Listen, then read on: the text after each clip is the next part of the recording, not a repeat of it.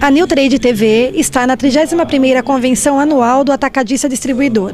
E durante a abertura do evento, o economista Paulo Rabelo de Castro falou sobre a importância da simplificação tributária e sobre o movimento Brasil Eficiente. Paulo, quais os desafios hoje do Brasil para realmente conseguir todo esse objetivo, tudo que você disse aqui, de baixar essa carga tributária, do país poder alcançar esses 10 trilhões? Quais os desafios? O que tem que ser feito?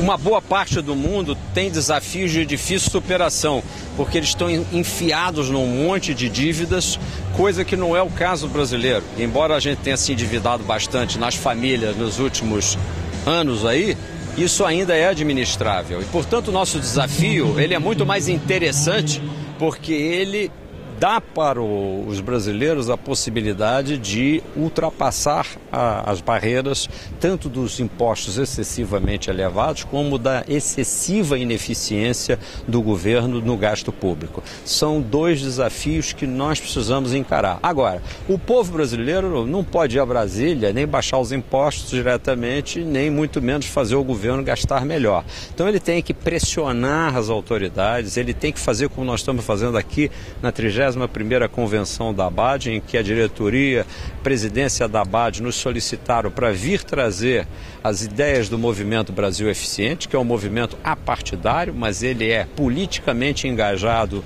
no Brasil do futuro, num Brasil muito maior em 2020 e até em 2030, e que depende essencialmente de a gente simplificar a atual carga tributária e mais adiante, inclusive, poder reduzir essa carga na direção de 30% do PIB, fazer com que a gente use mais racionalmente os recursos da Previdência Social, garantindo os direitos que já estão estabelecidos, usar mais corretamente a distribuição das participações e royalties do pré-sal, por exemplo, estabelecer um fundo previdenciário para o povo brasileiro e aumentar a taxa de investimento, não só porque vamos ter Copa do Mundo e Olimpíada, mas principalmente porque nós temos um desafio de fazer com que o Brasil em 2030 tenha um tamanho 3 vezes maior que o Brasil atual. De que maneira, Paulo, os gastos públicos eles interferem realmente no desenvolvimento de um país como o Brasil? Até que ponto é complicado? Quando você tem R$1 jogado fora no desperdício pelo governo, ele já veio do bolso de um contribuinte que pagou R$1, porque esse real não nasceu no bolso do governo, o governo não produz nada. Portanto, o custo desse real já é muito grande, porque o consumidor brasileiro, o empresário brasileiro que pagou esse R$1 de imposto, já teria coisa muito boa, muito eficiente para fazer. Então já tivemos uma oportunidade perdida, demos esse real para o governo, aí vai o governo e joga fora aquele recurso.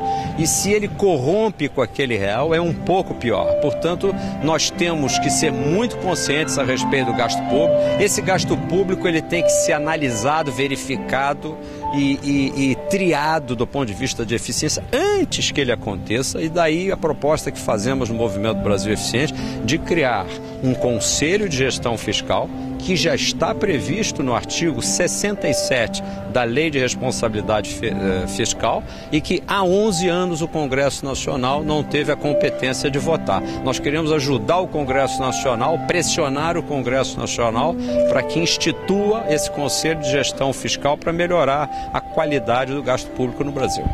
O Brasil Eficiente, vocês já têm implantado algumas ações efetivas? O que vocês têm feito de fato e qual é a expectativa daqui a 2 anos, por exemplo? Sim, eu acho que daqui a 2 anos eu espero que não precise mais de Movimento Brasil Eficiente. Eu espero que daqui a 2 anos a gente já tenha mais de 1,5 milhão de assinaturas nesse site que é o www.brasileficiente.org.br. Nesse site você encontrará a possibilidade de assinar o abaixo-assinado, subscrever as ideias do movimento. Vamos levar um projeto, na realidade um anteprojeto de emenda constitucional para o lado dos impostos, e um anteprojeto de lei que regulamente o Conselho de Gestão Fiscal e fazer com que esses dois articulados sejam votados no menor tempo possível. Para isso, estamos mobilizando as mídias sociais, vamos fazer uma campanha Brasil afora entre o fim desse ano e o início do próximo, e gostaríamos de, antes das eleições de 2012, já ter um Brasil renovado, simplificado, racionalizado para enfrentar a crise mundial. Última pergunta, Paulo. Qual o papel do empresário? No caso, aqui nós temos o atacadista distribuidor hoje, mas o empresário de uma maneira geral, qual o papel desse empresário brasileiro nesse processo? O empresário brasileiro jamais pode ser subestimado. O empresário brasileiro, junto com o trabalhador brasileiro, jamais pode se subestimar. É ele que faz esse milagre acontecer, mais do que qualquer governo.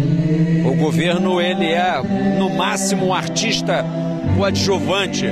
É o empresário que levanta cedo e fabrica o emprego. Você veja aqui nos Estados Unidos, onde eles estão dependendo do governo para criar empregos, mais de 7 milhões de empregos foram destruídos. Aqui, onde o governo está cuidando mais do social, o empresário está cuidando do econômico. Para que continue assim e a gente não leve um susto, nós temos que aumentar a competitividade. Leia-se, dar condições principalmente para a indústria manufatureira do Brasil, que está perdendo sua competitividade, fazer com que ela tenha um patamar de custo compatível com a concorrência externa. E tudo começa por reduzir substancialmente a carga de impostos desse industrial, desse empresário brasileiro. Paulo, muito obrigada.